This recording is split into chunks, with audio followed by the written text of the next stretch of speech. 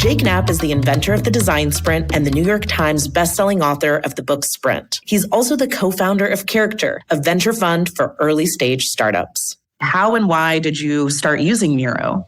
I came from this position of thinking, I don't want to be doing stuff online, to thinking now when I do a sprint in person with a company, it's like, we're going to use Miro, even though we're all in the same room, because that's a better way for us to get this work done. As an investor, we're basically investing in their ability to solve problems. We're saying, we think this group of people is going to be able to solve a problem in a really great way and create value by doing it. And actually, you need to give people the tools that can help them make decisions, help them collaborate, help them visualize and see things in a different way. And Miro does all those things. So to me, at least as an investor, I'm thinking, give the team the tools that are going to help them think, that are going to make the most, brighten their skills as smart folks. And Miro is at the top of that list. All right, I always like to start with something interesting. And if you're wondering how this whole work from home thing is going on, well, new research out this past week that remote workers, not us, okay, they're only working 1/3 of the time. Wow. That's right. That's what they're saying. And wait, it gets worse. 4 in 10 respondents in this research said that they gambled on their company-issued devices instead of working. Yeah, they're gambling. Okay. What? Listen to this. 42% of Americans admitted to watching porn on their work computer while they were working at home. Who are these people? Okay, I don't know if this is related, but that last point, just consider that. But men spend on average 3 hours less per week on work tasks as compared to women. Very interesting. It is, isn't it? You know, I like working from home, but it's so great to go to the studios and go to our offices because I like the idea of surrounding myself with some company. Ooh, I know, that was bad. I know. Hey, I'm so thrilled that you're joining us here on Kim Commando today. Now, this is the Friday podcast. It's a little bit different than Monday through Thursday because that's my award-winning national big-time radio show that's on over 425 stations from coast to coast. And it's also heard, which I think is so cool, in 175 different countries on the American Forces Network Radio and every ship at sea. And you know why that's important? You know what's happening this weekend? I am going to visit the USS Santa Barbara, get commissioned. I'm so excited about that. And so I'm like, hey, listen, I'm on AFN. I'm so excited to tell them all that. Hey, listen, here on Kim Commando today on Fridays, we like to have fun. And joining me, as always, we have 2 incredible, amazing people who are remote working, and they are working because I know this. Okay? We have our amazing content queen, Allie Seligman. So, Allie, how are you going to astound all of our listeners and viewers today? I have some important news for iPhone and Android users, and then actually a really fun way to make money if you are someone who is good with words.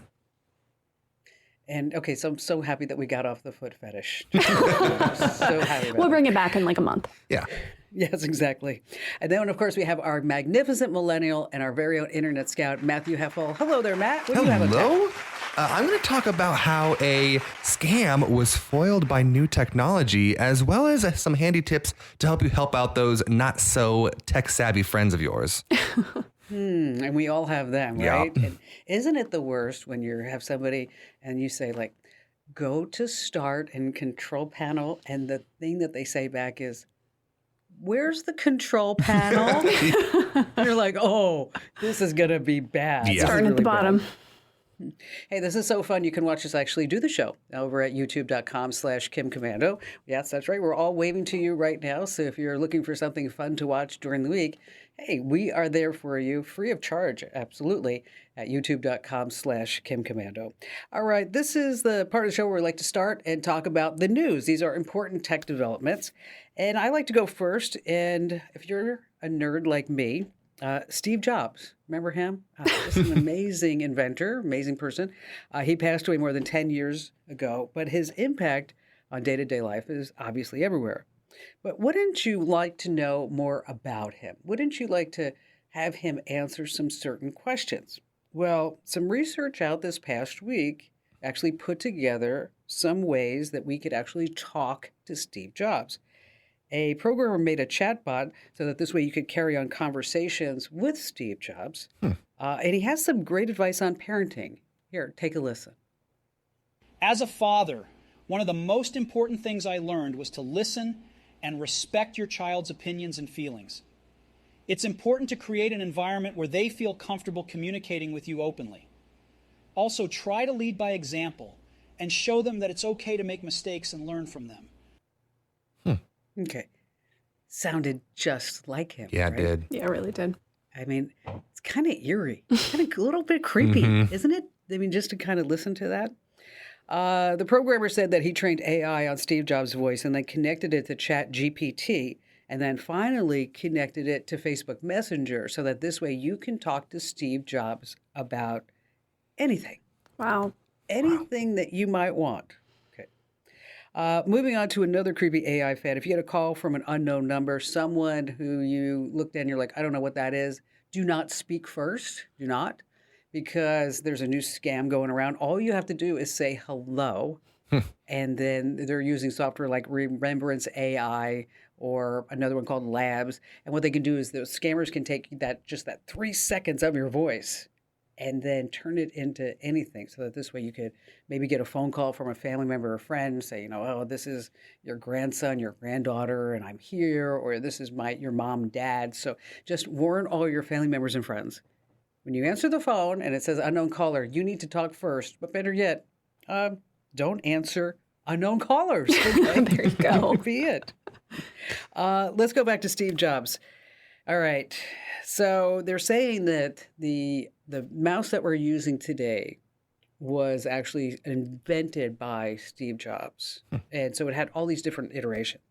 But a mouse was sold the other day at an auction, computer mouse, $178,000. What? $178,000. Wow. It was designed by Douglas Egelbar. It has 2 metal discs on the bottom to locate the position of the cursor rather than a ball or an optical light. Doesn't that make you feel smart? You can go answer that question in Jeopardy.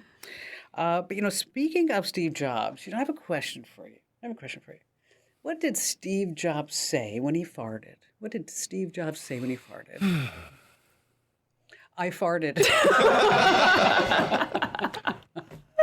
Sorry about that.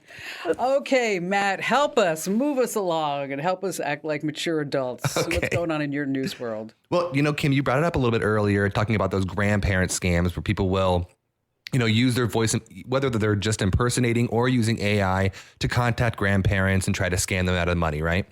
Well, this happened again in Florida, but this one has a little bit of a different ending. So a 90-year-old couple was in Florida and they got a call from their grandson, and the call was saying, oh, I'm in trouble and I need money. You can't really wire it to me or Venmo it to me. What I'm going to have to do is have a car show up in front of your house and you're going to give the driver the money and he'll bring it to me and that'll help me out. So, we all can think of, how we can get scanned, whether through email, text, or whatever. But being scanned by a car pulling out in front of your house is pretty crazy. So they did. They gave the driver the money. And while the driver was driving to the location to give the money to the person that was the scammer, they got a call from the police department saying you need to bring that to the police department now. Now, the reason this happened is because Uber recently released a algorithm that is able to catch scams like this. Whoa. So they were able to... Wow, you're kidding. Exactly. They were able to get the money back to the police station and back to the couple before the scam was ever finished. So the interesting part is that they have not released how their algorithm works, because not only do they don't want the scammers to find out, but they don't really want to know how much information of yours they're gathering. So, it's kind of a double-edged sword. It can help people get out of these scams, but they're probably collecting a little bit more of your information, to be honest. So there are a lot of questions here. Yeah. So what did the Uber driver say? Or how, the Uber driver was not involved in the scam. No, it was just they called an Uber. So the scammers called an Uber to that house. I got that. I understood that. Right. But the Uber driver had to pick something up. Yeah, which you didn't know you can do. You can just use Uber to deliver things for you. It doesn't have to be a person. Yes, and so that's why I was curious if maybe the Uber driver, they said something to the Uber driver like, this is cash, you need to take this someplace. Or they said, this is a package because of my grandson. And then I'm just wondering if maybe the Uber app was listening for certain words. And then if it heard certain words, then that's when it hit a button. to alert the local police. That very well could be the case. I mean, all these apps are listening to you nowadays, so it wouldn't be surprising to me at all. You know, like I said, Uber will not tell us exactly how they were able to find this out. There could also be a way that, I mean, maybe the drivers are flagging things, right? If they feel like, I'm being asked to do something I feel uncomfortable with, maybe there's a help. I think this is illegal. Yeah. You know, I saw that the Uber driver actually was asked for questioning by different reporters, and he didn't want to respond because he didn't want to give his information out there. So, Well, he probably didn't want to. So here's what I want you to do, Matt. Okay. I want you to do a Google alert on this story. Okay. Because probably in, I'd say, 3 to 6 weeks, Oh, yeah. somebody's going to say, oh, I figured out how they did it because I used to work for Uber and I don't work for Uber anymore. And then they start spilling the beans. And so could you do that for us? 100%. I'd love to know it. Yeah, I'll give you guys an update as soon as I hear what's going on. Excellent. All right. So are you Bad News Allie today? Maybe. Yeah, we need like a little, what if we had a snappy jingle for it? Wouldn't that make it feel less bad? Bad News Allie. Yeah, you know what, let's come up with one right now. Okay. Okay. Let's see. Look up in the sky. It's a bird. It's a plane. It's Bad, Bad News News Allie. Allie. Bad News Allie. Bad News Allie. Although maybe you shouldn't be happy when you do it. Wah, wah. It's Well, Bad this- News Allie. Womp womp. Yeah, we could, I think maybe it's just a womp womp situation. Okay. This is all right. smartphone warning for iPhone and Android users. It's worse for Android, so we'll get iPhone out of the way first because a classic scam is back. Classic because it works. People are getting emails related to their iCloud accounts. Sometimes it's a warning that, oh no, your account was breached. You listening, you're smart enough to know the only way you're going to get breached is if you interact with this email, right? That is how they're trying to get you, by telling you there's something wrong with your account. There are also emails that say you're out of storage space, but just click this button and you'll get 50 gigs for free. No, Nice. you are not going to get anything for free from Apple. Once you get past, the free storage limit, you do have to pay for it. So do not fall for this. Luckily, if you are looking carefully at these emails, it becomes pretty obvious, right, that there's something wrong. So look at the email sender, not just the display name, but the actual email address.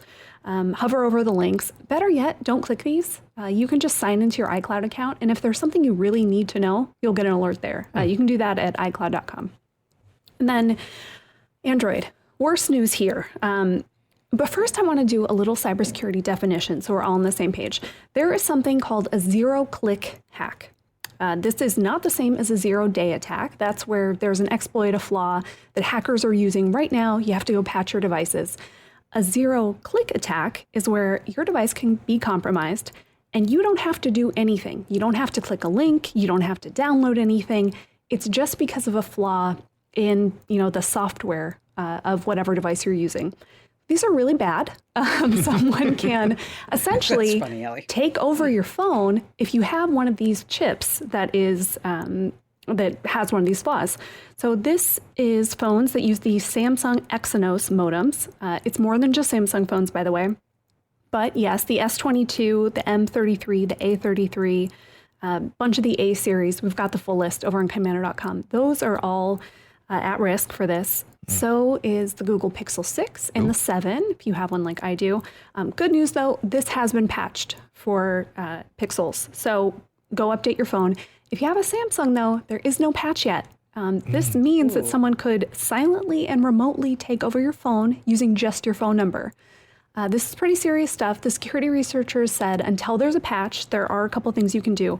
Turn off the Wi-Fi calling on your phone and turn off the voice over LTE. In your device settings. Again, we have reminders how to do that over on Commander.com. Check the list, see if your phone might be impacted. Boy, that is frightening. Right? Just having your phone number is that they can just take over your phone. And we all have so much stuff on our phone. Yeah. Yeah. I mean, aside from, just making a phone call, every once in a while. It's that? really crazy. All right, so I have the joke this week, and I will tell you that I've been traveling, so I didn't have a lot of time, so I'm setting it up right away. It may not be the best. Okay, And then I also have some tips on how to, like, people are trying to steal your passcodes. Matt, you're going to be talking about remote access to help people. And Allie, you have the money tip. And then also you're going to be telling us how to take apps off our phone for good. And so this is just an example of the wealth of knowledge that we pass along week after week on Kim Commando Today, actually day after day. I mean, it's just amazing. That's why you need to tell 3 friends about this podcast. And also stay right where you are.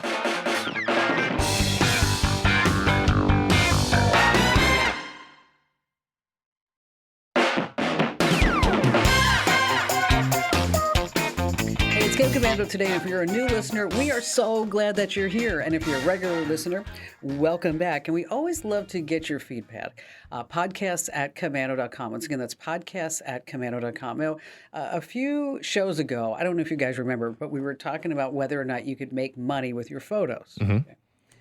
And we said if you had photos that you thought you could sell, and if you thought you had a knack for making money, that you should email us your photos. Well, we've gotten quite a few folks so far, and we're going to be going over these next week. Okay, so if you haven't already, sent us like 3 to 5 photos that you think that you could sell online to make big bucks, and we're going to give you our honest, unbiased opinion right here. Make sure that you send it to us at podcasts@commando.com. Once again, that's podcasts@commando.com.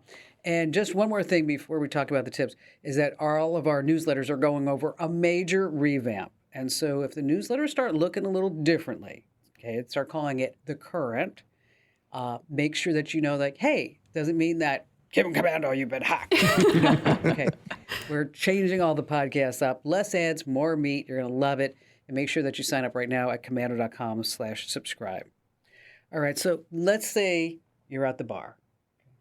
And, you know, we are all happily married, or Matt's case, to be married. Soon. So let's say you're just sitting there and, you know, you start striking up a conversation with someone. And that person says, you know, hey, you know, why don't you send me a text so this way I always have your contact information? Or maybe it's something like you're talking about some weird viral video. Like I saw one today. It was so cute. Like this, like imagine this, like this 2-year-old kid is sitting in their high chair and the mother hands the kid the binky. Yeah. And the kid like pushes it away with his hand. The mother hands him a plate of spaghetti and he pushes it away. The mother hands him a bottle and he pushes it away. And he's like crying the whole way.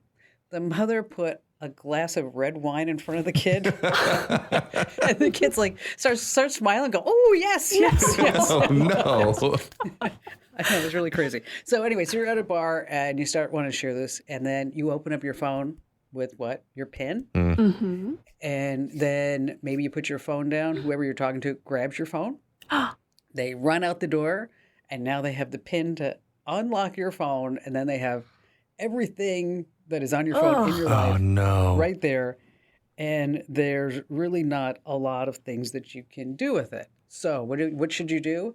Well, have a really good PIN number, not like me. Okay, because what is my PIN number? Anybody here know it? 0, 0, 0, 0, 0, 0, 0. 6 zeros?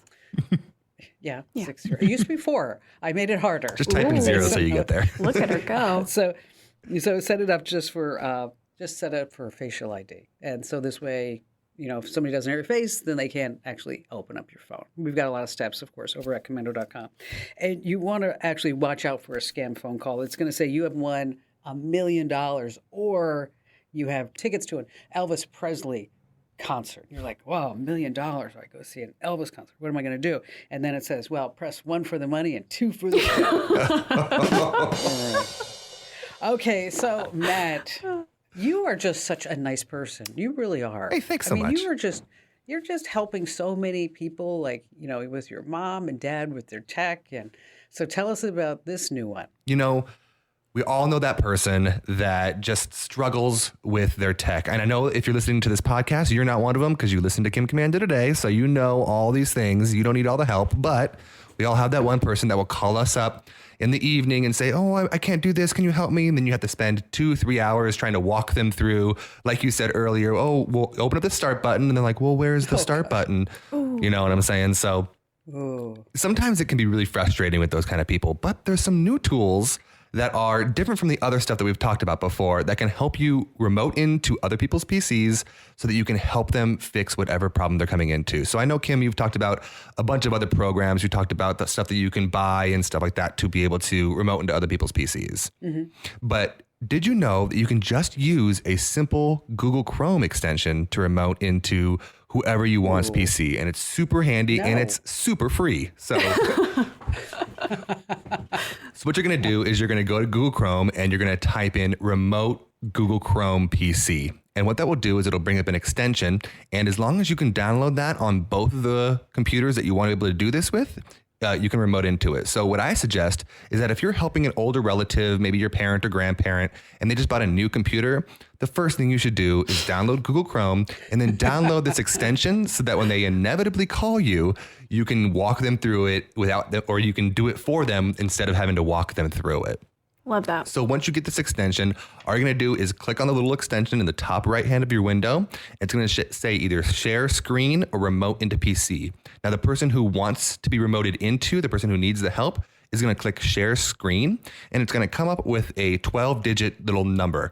And then they send that to you, and you pipe that in when it says remote in, and then you're right in, and you can do anything you want on their PC. It's super handy, and again, it's free, so you don't have to buy all those extra programs. Nice. Or you can eliminate the headaches altogether, and pardon me for this commercial message, but you can go to getkimshelp.com. I was just about to say that. Give them a gift subscription to getkimshelp.com. And I'll tell you, no, those guys and gals are really talented. And we've gotten a lot of positive feedback from that. And they don't fix your problem, well, then you don't pay. And that's over at getkimshelp.com. So, Matt, you're going to put the extension up on the site? Absolutely. Awesome. Actually, it's already on the site. All you have to do is go to the site and type in Google Chrome remote, and it'll pop right up. Nice. Oh, love that. Love that. All right. So, Allie, as you know, I've been sitting on airplanes for a couple of days, and I sat there because we had no Wi-Fi. We had Wi-Fi. I know. It was just From bad. here to New York. It was so It's a bad. long flight with bad or no Wi-Fi. What do you do with no internet? I don't even know what to do with my hands. Kim told me yesterday she felt like she was in 1985. I did. I'm like, oh my God, this is how we lived in 1985. It was horrible. It was what do I horrible. do? But I could text. Yeah. And then if you wanted to pull up a web page, it was like forever. I mean, and I even complain. I'm like, can you reboot something, anything? Do you want me to show you how to reboot the plane? Yeah, something. So I did. I sat there, Allie, and I deleted a whole bunch of apps off my phone. Good for you. Nice. Yes. And we should all do this every once in a while. If there's stuff you don't use, you just realize you don't need it anymore. But every single time we talk about deleting apps, people ask, what do I delete? And I've got a couple rules of thumb that you can use to get rid of stuff on your phone. And Kim, I bet you did some of these without even, thinking about these rules. The first one, does your phone have a built-in way to do it? This is why we are always telling you, you don't need a QR code scanner app. You don't need a flashlight app. You don't even need a PDF viewer app. That stuff is all built into your phone if it's any time, if you bought it in the last, 5 years. So you don't need extra downloads for that. You can get rid of them. Why? Why do you need to? Well, maybe the app works, but developers change. Sometimes they add extra code in. They are likely collecting your information in some way. And in the worst cases, you end up with malware. You end up with, apps that are popping up ads all over your phone. And you just don't need that stuff. When is the last time you used it is another good metric. You can sort your apps by the last day you opened it.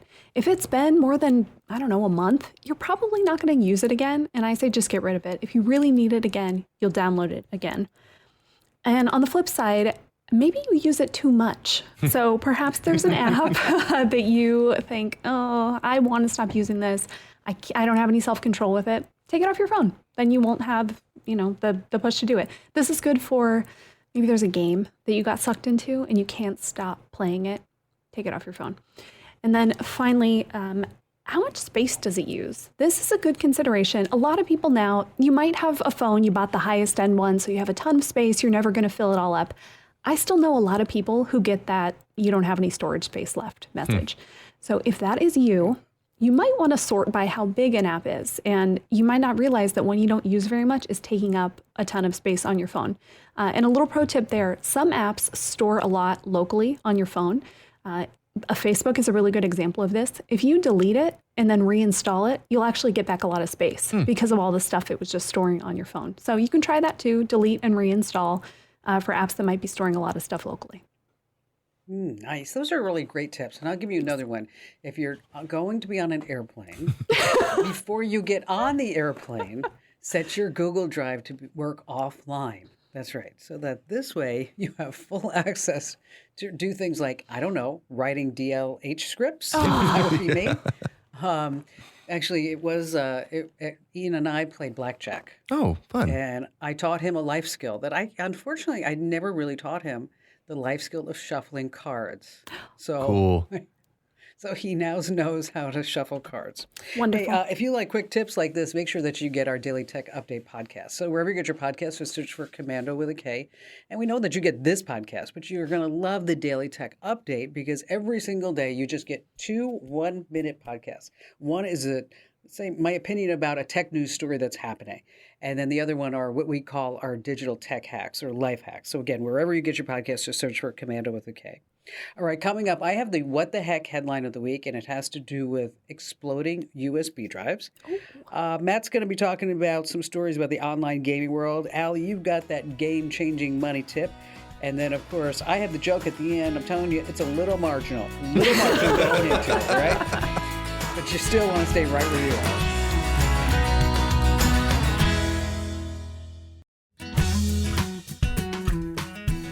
Hey, it's Kim Commando today. Just a quick reminder that you can watch us do the show over at youtube.com/Kim Commando, youtube.com/Kim Commando. While you're there, make sure that you hit that big old subscribe button because that's super important. Because every single time that we drop a new video, you're going to get an automatic notification. So that's youtube.com/Kim Commando. All right, so I have the What the Heck headline of the week. You ready? Mm-hmm. Journalists targeted by USB drives that explode when inserted into PCs. Oh my gosh. What's that? Apparently someone has created flash drives that you can actually make them explode once you plug them into your computer. It made headlines after a journalist received one in the mail, and he went to the newsroom, and he put it in his computer, and Oh my gosh. they said nobody was hurt, but obviously the computer was toasted at that point. Of course, hackers are known to drop USB drives, in parking lots. You get them in the mail, whatever it may be. So you always want to be careful. This was actually took place in Ecuador, where they said there's some political rift going on between different parties. But if they can do it in Ecuador, guess what? They can do it here. Mm-hmm. Okay, so, and I've been to Ecuador. Okay, so just keep in mind that if you do get a USB drive in the mail, or if you happen to see one on the street, just generally a bad idea to think, oh, it's my lucky day. Yeah. Guess what I'm going to do? Plug it in and see what happens.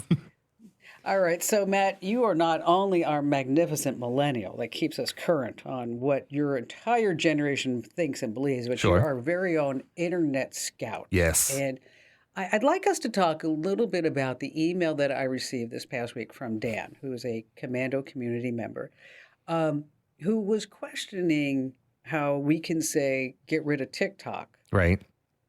but these are the great things that are happening on TikTok. Yeah. And I think it's a valid point.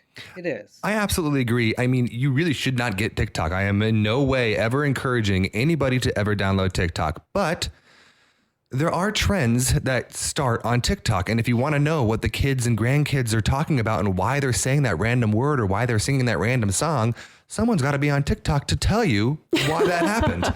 So I'm doing that work for you. I'm putting myself out there so that I can figure out. And let me tell you, I do use not my cell phone. I use an old cell phone that is not my main cell phone. And I make sure that I'm not giving away my personal information. And the cell phone has none of my bank information, anything like that connected to it. So I just use it for TikTok. So if you're going to be on TikTok, that's the way to go. But don't do TikTok. But again, this is where trends originate right now. And until something changes, got to have my thumb on that pulse. Boy, I'll tell you, there are so many different countries and organizations that are banning TikTok just altogether because it truly does get every single bit and byte off your phone. And even if you remove it, it leaves some data behind. Yeah. So if you have TikTok on your phone, if you had it on your phone, well, first of all, if you want to use TikTok, be a smart cookie. Okay, do what we've talked about here. What you're doing is like use it on a device that is not your primary device. Yes. All it is for TikTok. Don't put it on your Wi-Fi. Make sure it has its own cell phone plan. And if you do remove TikTok, just keep in mind that, of course, we all know that it's owned by ByteDance, a Beijing company that is controlled by communist China, is that I would completely reset the phone and then download all your apps again. Okay. So that out of the way. And Dan, thank you for your note. Yes. And we were going back and forth a little bit in the community chat. And I'm going to say like 73 to you. You know what that means? No. No. Okay. This is another big trend that's happening. Okay. It's huge. It's huge. Okay. 73. You just say to somebody next time, 73 to you. And they're going to be like, oh, yeah, I know that. You know what it is? It's a hobby that nobody among us has ever done. It's ham radio. They're hams. Oh, ham radio. gosh. When they say 73, they're like, oh, that means like best wishes. Like Okay. 73. All right. Okay, I'm going to start using that. Okay. Yeah, me too. Okay, sorry about that. All right, so Matt, what's going on? You know, the video game community is not known for being a nice place. You know, if you've ever seen a kid, or maybe you yourself have ever played video games, you know that the chat or online gaming can have its drawbacks. It can be people shouting obscenities, a little kid with a little kid voice shouting the worst thing you ever heard in your life. But sometimes this community can be heartwarming. And I recently saw a video going viral that just, really got me in the feels. Basically what had happened was there's an actor, his name is Lance Redding. You might have heard of him. He was in The Wire, John Wick, White House Down. He was a really popular actor, and he passed away recently from a heart attack. And he was actually an avid gamer, and his favorite game was a game called Destiny 2, which is an online game that a bunch of people play together. And it turns out the night before he passed away, he was playing this game, and his character was still in the game after he had passed away. And people that had played with him informed the entire group of people that had played. And within 24 hours, there were thousands of people gathered around his player in the game, and they were holding a candlelight vigil in the game to that actor. Oh. So it's not always bad, but there's a couple of other times that the video game community has been pretty nice. So in 2017, there was a game released called Breath of the Wild. It is a Zelda game. You've probably heard of the Zelda series. And Robin Williams was actually a big fan of this series, so much so that I didn't know that. he named his daughter Zelda. Robin Williams' daughter's name is Zelda. And so he had passed away during the development of this game. And after they found out that he passed away, they actually designed a character that looks just like Robin Williams. And I played this game. You can actually go up to him and look at him. It looks exactly like Robin Williams. And he talks and has a voice similar to Robin Williams. So that's really nice. Wow. And then the final story I have is back in 2016, there was a very popular online gaming platform called RuneScape, and it had millions of people. It was on for 30 years. It started in the early 90s on like the very beginnings of the internet, and it ran all the way until 2016. Well, when they announced that they were going to be shutting down the servers, there was very few people still playing, but there was one player who was a 13-year-old boy who was just trying to finish the game for the very first time, and he was coming close to the end on the day that the servers were closing. Well, Reddit and the internet got behind this, and they informed the developers and the people that were running the servers that he was just trying to beat the game. And so instead of shutting it down, they kept it live just enough time for this player to finally beat the game. Oh, that's so cute. So, we've all heard those horror stories of bad online people and people saying terrible things, but, there are some good apples in there. You know what? Those are nice stories. Yeah. I feel really good. are. I feel good and cozy after hearing Yeah. that. It was so nice, Matt. Instead of like saying like, oh, well, this gamer told this other one and swatted him and did whatever they did. It was just awful stuff. All right, coming right up, we have Allie with her terrific money tip. This way you can earn millions and millions of dollars in your sleep. Right, Al? Sure. I like that. No. I mean, you know what? I'd like to sign up for that one. Yeah, too. me too. And then we have my marginal joke at the end. So you should stay with us.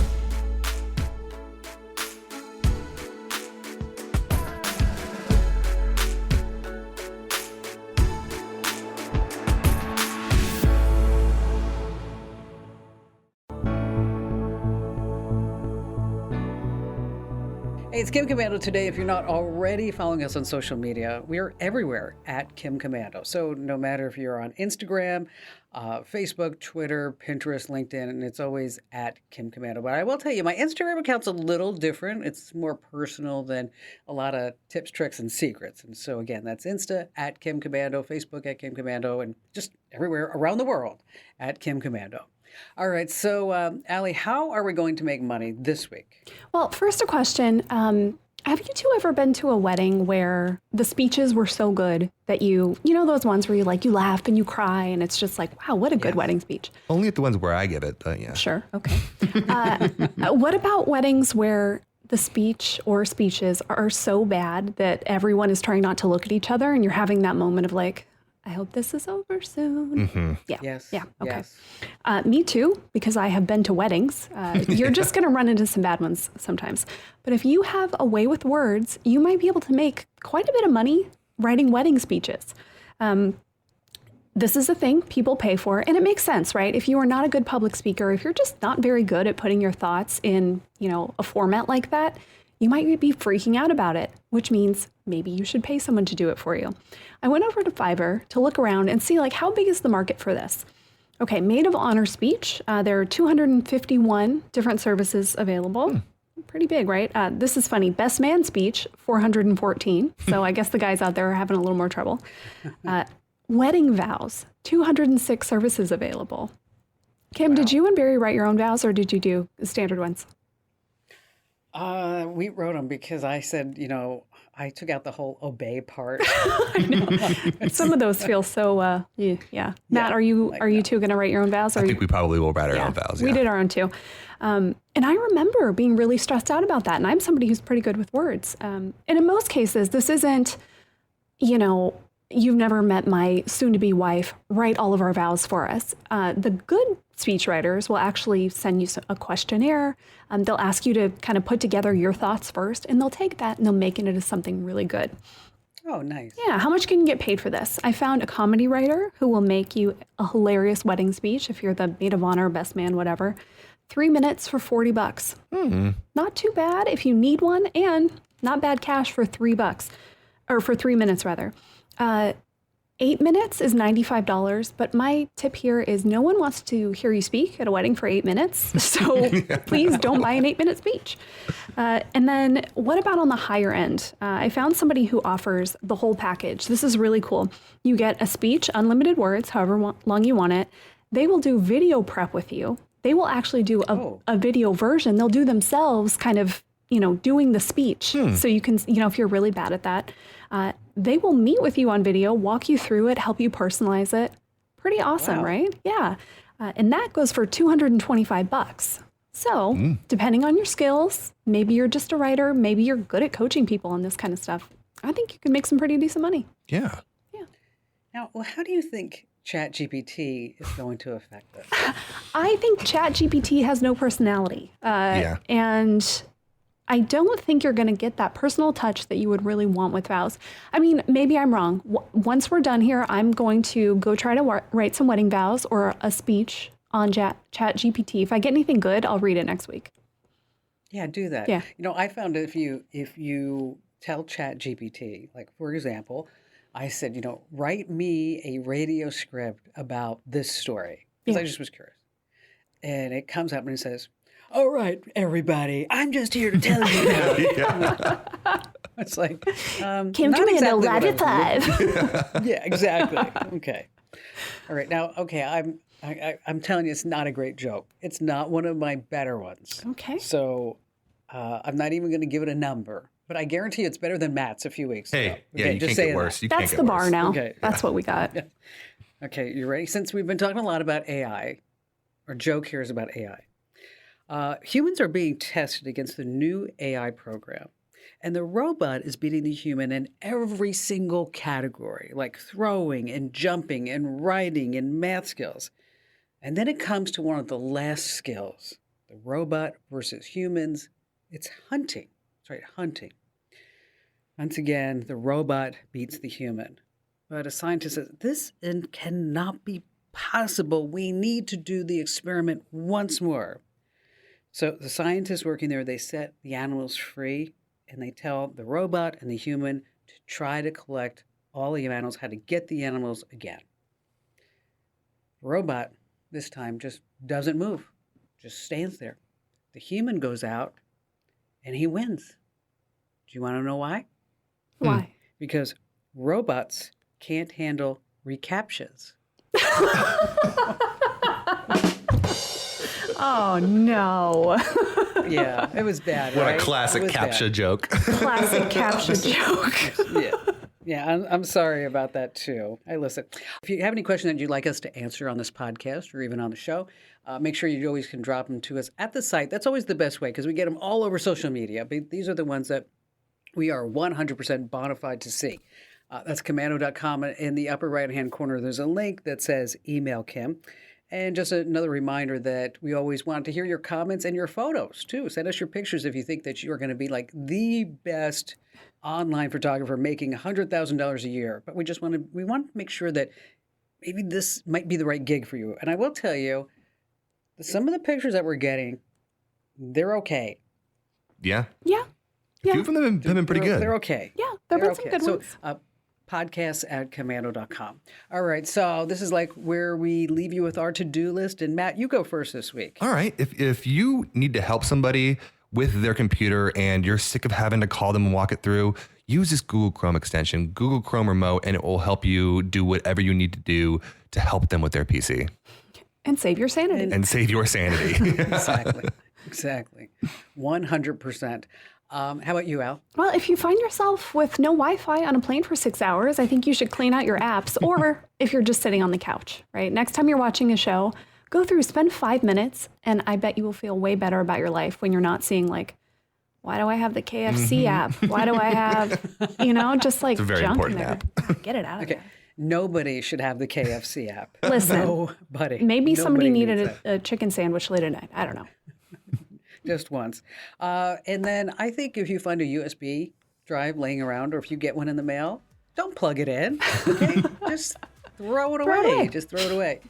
And I do want to remind everybody that our newsletters are changing. The format and the number of newsletters that we're sending out every single day because we're going to consolidate it. So this way you get less ads and more meat. And so you can go ahead and sign up at commando.com/subscribe. That's commando.com/subscribe. And make sure that you tell at least 3 friends about our podcast and drop us a great review. And once again, you can watch us do the show on youtube.com/KimCommando. Thanks for listening. Thanks for being here, Matt and Al. And we'll all be here again next Friday for Kim Commando Today. This program is a copyrighted production of Westar Multimedia Entertainment and protected by the copyright laws. Any rebroadcast or use of this program for commercial, business, economic, or financial purposes without the written permission of Westar Multimedia Entertainment is strictly prohibited.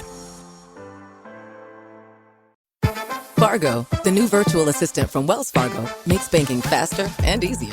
Like this. Fargo, what's my checking account routing number? And this. Fargo, turn off my debit card. And this. Fargo, what did I spend on groceries last month? And that's just the beginning.